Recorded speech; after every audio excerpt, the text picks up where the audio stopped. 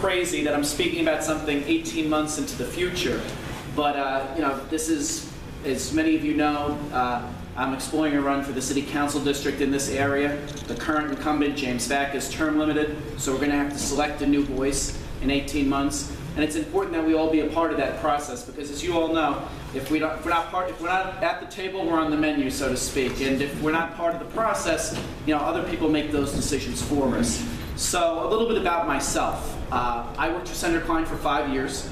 In that time, I was very involved in a couple different issues that I know came before our locus point at that time.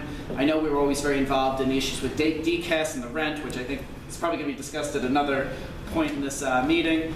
We were also involved in Earth Day with Chris Napolitano. We were also involved in getting air monitors, temporary air monitors, along the Throgs Neck corridor, along the highways to gauge the air pollution in the area.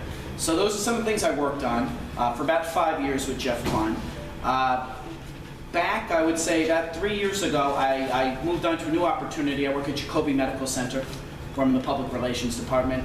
In that position, I kind of tell the good works that our doctors are doing, and our nurses, and everyone who's in that realm. And I've also been a part of creating the anti-gun violence program, not anti-gun, anti-gun violence program, because everyone is anti-gun violence. Stand Up to Violence.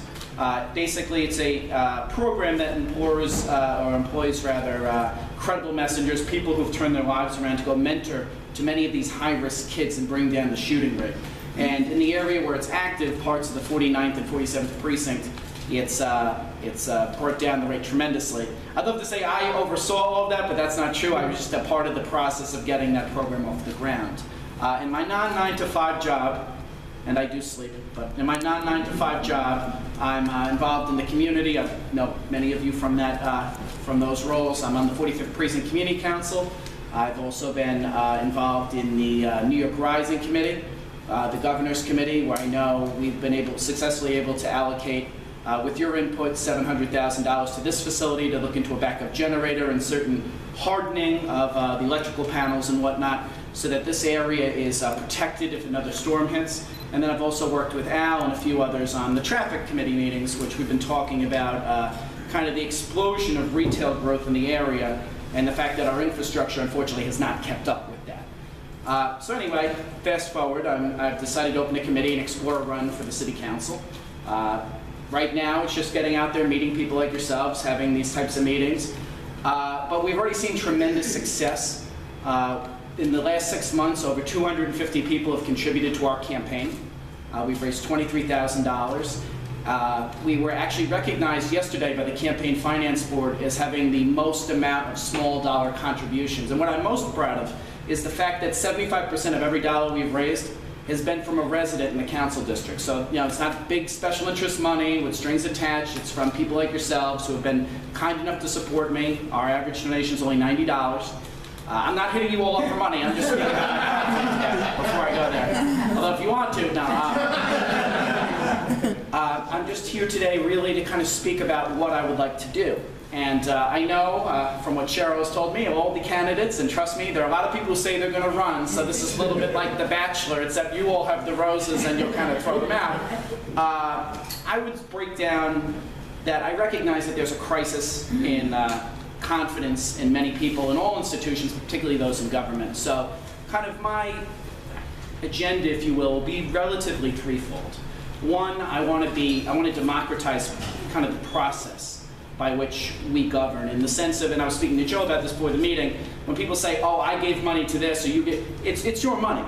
So one of the things I want to do is I want to bring participatory budgeting to the council district. And what is that? We'll have neighborhood assemblies to decide that the amount of money that comes to the district, that comes to each legislator, we'll have a kind of interactive process to decide how that money gets spent in each community. I think that's important because, as Joe reminded me, it is your money. And everyone should remember that as well. Number two, I really do want to promote accountability.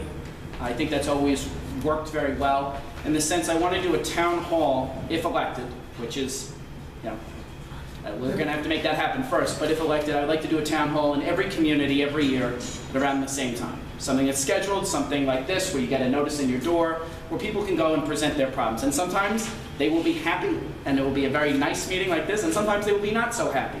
But again, it's about promoting accountability, that if you have an issue, you know, every year at the same time, you can come before someone who at least can try to help you. And if I can't help you, I'll be straight with you. And then the third thing I would say is transparency. And kind of in keeping with several other elected officials at higher levels, I'd like to release my schedule every week online for you to judge. Because again, you guys are the ones paying the salaries, and I'm not going to accept the salary raise just before anyone asks me that question, because I think it's ridiculous that while people are getting, you know, small incremental bumps, that we're going to give the city council people a 23% pay raise. I mean, it's supposed to be by consent of the governed, and you guys would never agree to that. I will say, however, you should be the judges of how we spend our time. And if you can see, again, if I go out for pizza with Annie Bowl or a drink after this meeting with Dan, I'm not going to put that on my public calendar, but if you want to see what meetings I'm going to, how often I'm in a committee hearing, how often, who I'm meeting with, on what agency level, you know, you're entitled to know that, because at the end of the day, you know, we're here to serve you, not the other way around. So I had a few other things, but I also know an important part of public service is when to listen and when to speak. So I'm going to abbreviate my comments a little bit, and I guess, do we have time for questions, or is that, we'll just take a few. Does anyone have any questions? These legs are running, John. Thank you. Yeah. All right. Yes, sir.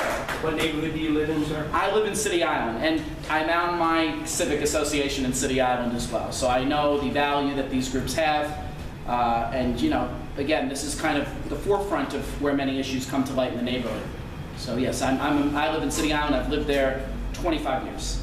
I wasn't born there. No, you're not so I would a clam be. digger. I'm not a clam digger. I'm a muscle setter. Yes. I have friends on City. You know, and that's kind of led, believe it or not, they don't accept you on City Island unless you're a clam digger. So much like the president, I have a birther movement against me. Except you only had to live there 35 years. Yes. No, they never accept you. I'll take that one to the, you know, I'll deal with that for the rest of my life. Yes. Anyone else have any questions? Okay. Well, thank you for hearing me. I know you have a busy agenda. We have a sign-in sheet if you'd like to get. I send out about a monthly email, kind of what I've been up to. We're going to be laying out some positions on our website. We have a YouTube channel. That's why Andy's been recording me as I speak. So, you know, we want to be as interactive as possible, and we want to get the best ideas that people have in the community and do what we can to kind of make the area where we all live a better place. So thank you so much for having me. Good luck. Thanks.